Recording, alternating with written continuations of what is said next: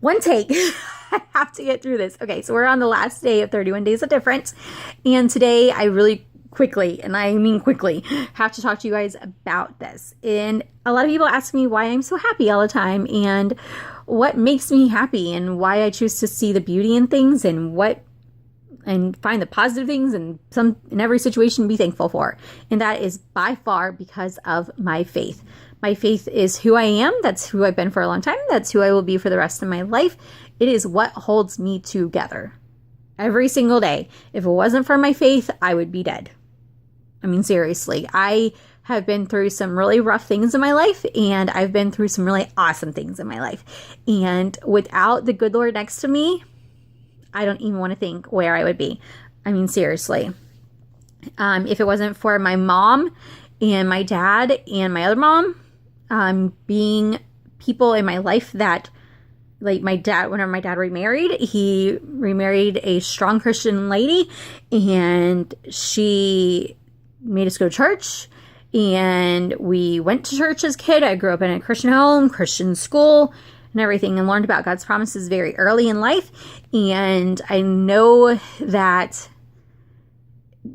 I really try not to stress out a lot about things that I know that I definitely cannot change, because I know that the good Lord has everything under control. My two favorite Bible verses are Jeremiah 29:11 and I think it's 2 Timothy 1:7. I think it's 1:7. For God has not given us a spirit of fear, but power, love, and a sound mind. Yeah, I talked about this earlier in one of my videos.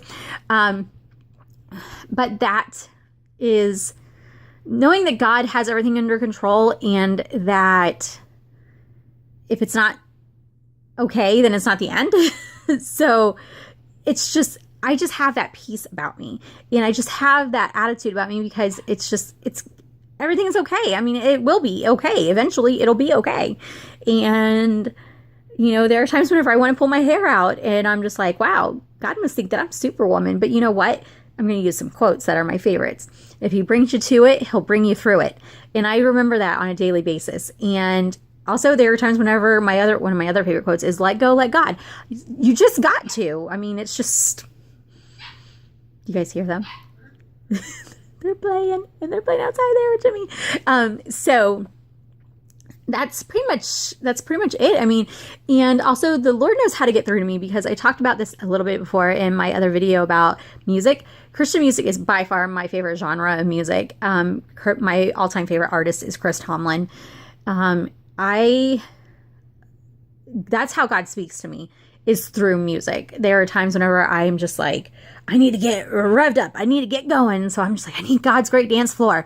That's a great song. You guys should really go check it out. If you've never heard that song before, go check it out. You will be dancing in no time, especially the live version from Passion 2014. Amazing.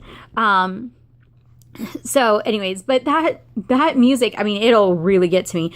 I mean, even like I have a playlist on my phone, and it's ad setup for those mornings that I have to go to work and do the ad setup. And I have like Mandisa on there, Tomlin, David Crowder Band, Newsboys. Mine and Jimmy's favorite first concert was to Winter Jam 2011, and watching him watch Newsboys and Shine, and just like all those really cool songs that I grew up with. It was really nice. It's cool to watch him listen to that and learn those. So anyways, but it's something that ministers to me.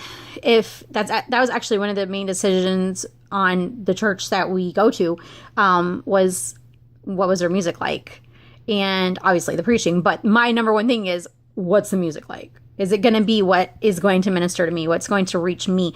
How am I going to feel? And I know that with me, music is a big part of my life. So the music instantly was like, boom, this is what it is. And it started off with Chris Tomlin. I'm like, I love this place. So that's why we go to the church we go to. And also my pastor is pretty awesome. He's a pretty cool pastor. We love him.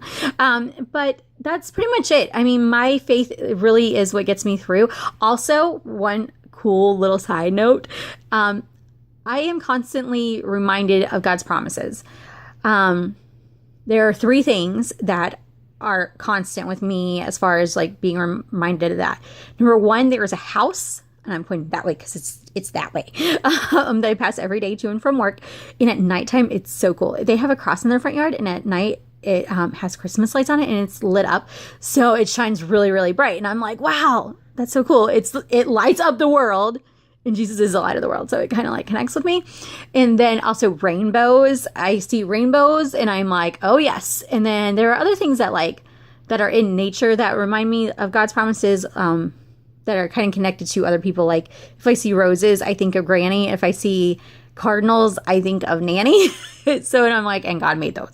So those are just some of the things that just remind me, and it's awesome. I mean, I'm definitely not perfect, but those are the things, and God is such a forgiving God, and he understands, it's life. You got to live it. You mess it up, but he's always going to be there. And that's what's awesome. So I'm going to go get dressed now because I have literally 40 minutes to get ready, and I still haven't ate my lunch yet. So I will see you guys tomorrow with a new Disney series. And Jimmy has agreed to be in a lot of these videos because look, we got our list. And what we're going to do is we're going to write them down and put them in a bowl, and that's what we're going to talk about that day. So I think that's how we're going to do it. So I will see you guys tomorrow with our new Disney series. Bye, guys.